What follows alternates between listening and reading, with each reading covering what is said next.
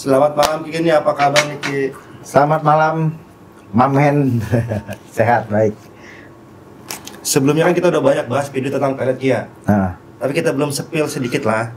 Sejarah awal mula Ki Gini bisa terjun ke dunia perpeletan ini Ki.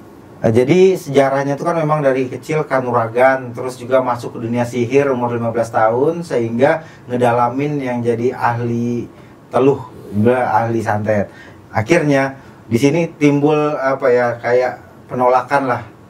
Yang akhirnya gimana caranya yang suatu tindakan yang tidak baik ini gue rubah untuk manfaat orang banyak.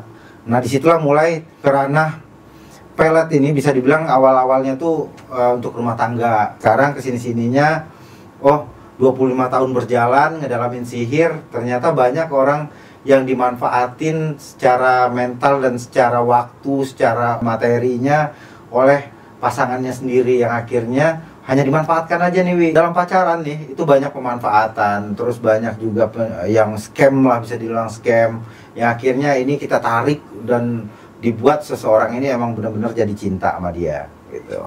Apakah semua orang bisa mempelajari ilmu pelet atau hanya orang-orang tertentu saja Ki?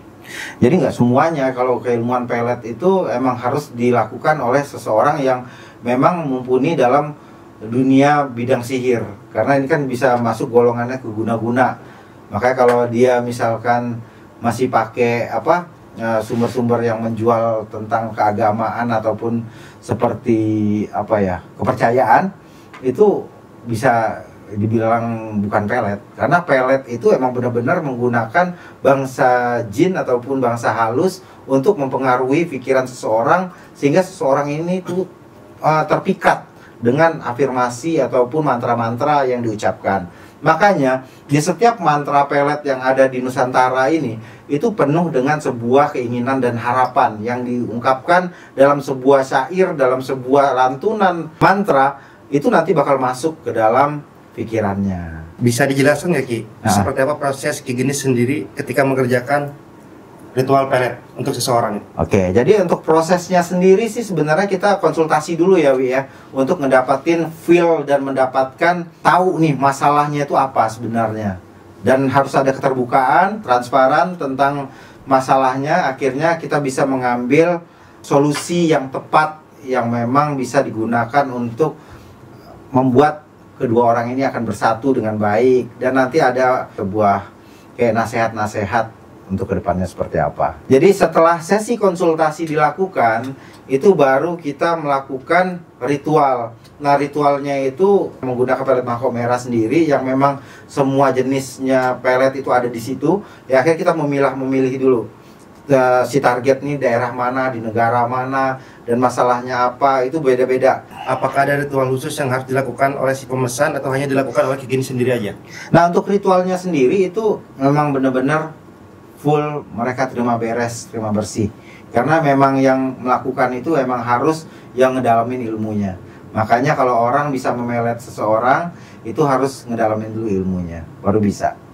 Untuk si pemesannya? Pemesan tidak perlu melakukan apapun, karena si pemesan ini hanya seorang peminta. Jangan, bahkan tidak boleh mengingat kalau ini sedang diritualkan, ataupun mengingat target itu sedang mengapa atau spill, itu nggak boleh. Jadi benar-benar dalam titik pasrah dan melepaskan dari kemelekatan, kebucinan, dan baper, itu nggak boleh. Berapa lama biasanya efek pelet mulai menunjukkan hasilnya Ki? Untuk efek pelet sendiri itu pertanyaan yang sangat banyak datang di saat orang chatting konsultasi. Efek itu setiap orang beda-beda. Prosesnya itu 41 hari, dan setiap orang itu beda-beda hasilnya. Ada yang 1 hari, ada bahkan yang kayak kemarin tuh tiba-tiba minta tolong gini, tapi dia klien lama, yang akhirnya lebih cepat.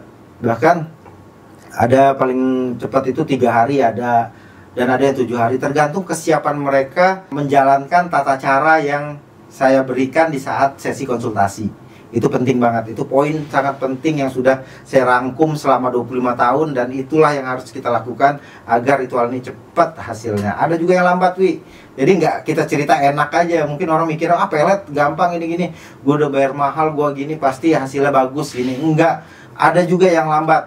itu dikarenakan tata cara itu belum dilakukan dengan baik. Apakah pelet yang Aki lakukan ini bersifat sementara apa permanen, Ki? Kalau untuk pelet yang mangkok merah ini, itu memang benar untuk selamanya. Jadi enggak yang ada tempo waktu, ini akan pudar, ini akan luntur, tuh enggak. Jadi emang untuk selamanya, selama pelet ini sudah masuk dan ini dilakukan dengan tata cara yang sudah diberikan, itu bakal berjalan dengan baik ke depannya. Terus siapa aja yang biasanya datang kepada Aki untuk meminta pelet, Ki?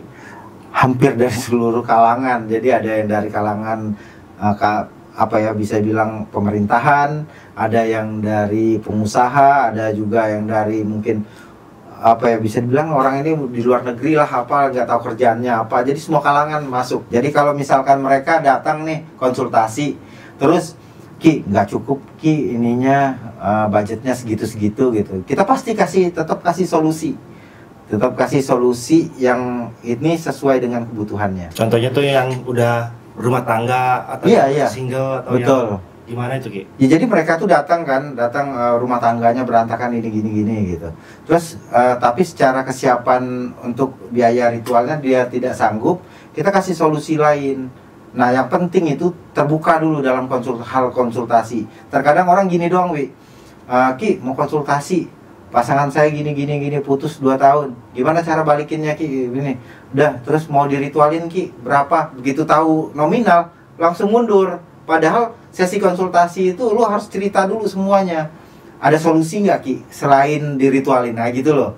Itu yang kita harapkan dari orang yang lebih kritis dan lebih cerdas dalam mengungkapkan semua rasanya dan mencari solusi dari masalah yang kalian punya. Jadi kalau kalian hanya sekedar lewat nanya gitu doang, membandingkan harga dari praktisi lain dan praktisi ini, yang akhirnya kalian tuh cuma bisa ngeklaim, dia mahal, dia gini, tapi kalian nggak kritis. Ya udah, jangan salahkan orangnya ataupun oknum-oknumnya itu, tapi salahkan kepada diri kalian kenapa tidak kritis dalam berkonsultasi. Masalahnya di saat konsultasi itu sangat penting, dan itu poin dimana masalah kalian tuh kalian letakkan. Seperti kalian punya kendaraan rusak, kalian letakkan, kalian ceritakan kejadiannya gitu loh. Oh gini, ada orang yang gini, pengen instan. Ya udah, terawang aja saya, kata dia. Gini. Nah, nggak gitu konsepnya. Konsepnya itu nggak seperti cek hodam. Jadi lebih ke arah masalah dan mental kalian yang akan kita perbaiki di sini. Secara psikologinya, secara logikanya, mungkin secara materinya, finansialnya kita perbaiki. Oh gini. Nanti kita bisa diskusi lagi. Makanya butuhnya sesi konsultasi yang matang itu sangat penting dalam meminta suatu ritual. Gitu.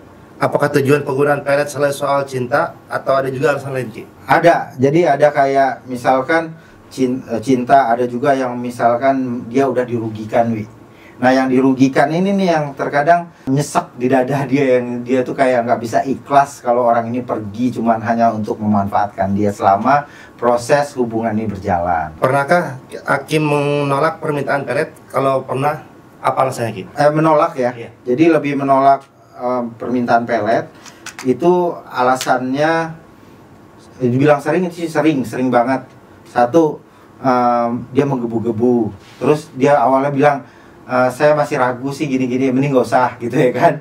Itu pasti kita tolak. Terus saya udah ke praktisi A, B, C gini, dan dia menyamakan.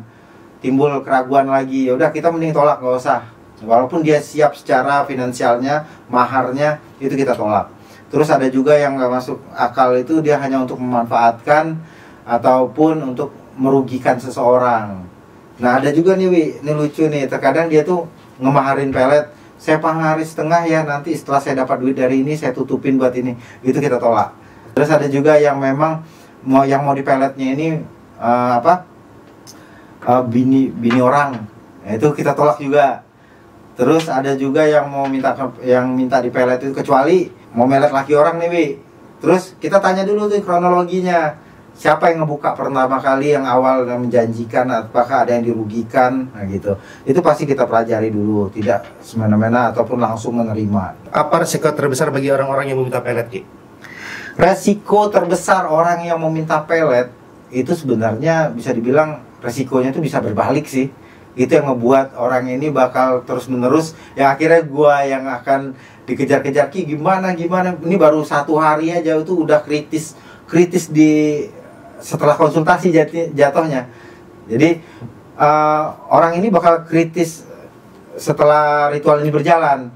Nah, sedangkan kita menyuruh mereka untuk kritis di awal ketika sesi konsultasi. Sesi konsultasi itu agar bisa ketemu titik solusinya seperti apa. Apa pengalaman paling ekstrim atau aneh yang pernah Gini lakukan saat melakukan ritual pelet, Ki? Kalau pengalaman yang dampak ya dari pelet yang gua rasakan itu seperti pelet ini lambat bekerjanya. Itu yang membuat gua menjadi ekstra dan belum ketemu nih titik jamnya ataupun si target ini tidurnya nggak pasti, Wi. Jadi pas gua ritual si target belum tidur, akhirnya gua tuh ngikutin waktu tidur dari si target karena kan kita mengantarkannya itu lewat mimpinya. Terus ada juga yang pengalaman gak enaknya itu di saat pelet ini lambat berproses.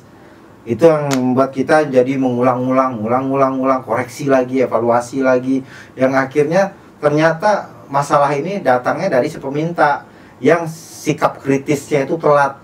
Bukan di saat konsultasi dia sikap kritis, tetapi setelah ritual berjalan baru bersikap kritis, yang akhirnya itu membuat kita kewalahan juga sih dalam melakukan pelet ini. Kalau untuk proteksi itu masih bisa diimbangi karena sistem sihir itu standby. Di saat dikirim dia akan standby di situ. Apa nasihat ya gini untuk orang-orang yang ingin meminta pelet? Nasihatnya masih sama seperti yang sebelumnya. Itu lebih ke arah mungkin kalian pastikan dulu targetnya siapa, pantas atau enggak di lingkungan kalian ataupun keluarga kalian ini akan menjadi seorang pasangan kalian.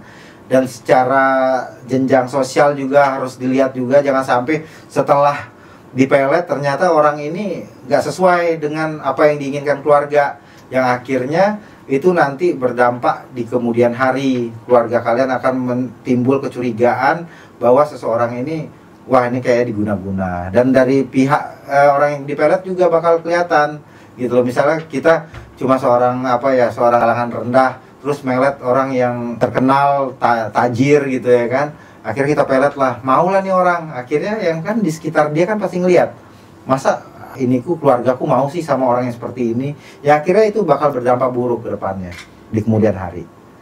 Intinya pikir baik-baik. Intinya pikir baik-baik, pilih-pilih dulu mana yang pantas, mana yang memang ini layak untuk kalian.